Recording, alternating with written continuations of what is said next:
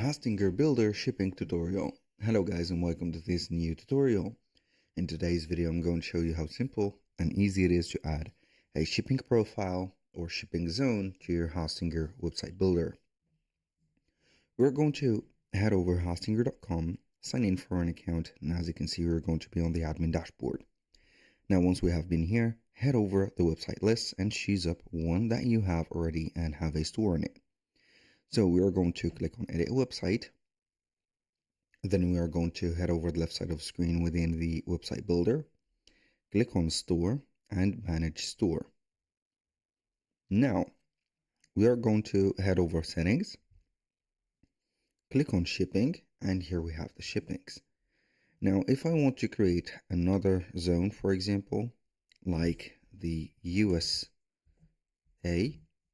you're going to have the United States, for example, as an example only, United States.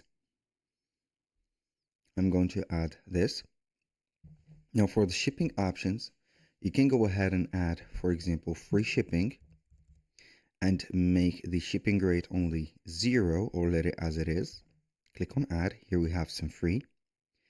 You can add another option called, for example, standard, like this, and add a condition for it. I'm going to make it as $15. You can go ahead and make a flat rate of a price, which is going to be like this. The shipping rate is going to be flat. You can add conditions. For example, the order price, the minimum order price is going to be $50 for 15. The maximum order price is going to be 60 for that. So as you can see, the lower bound of the condition is inclusive and the upper bound is not. So you should set the condition according to the example.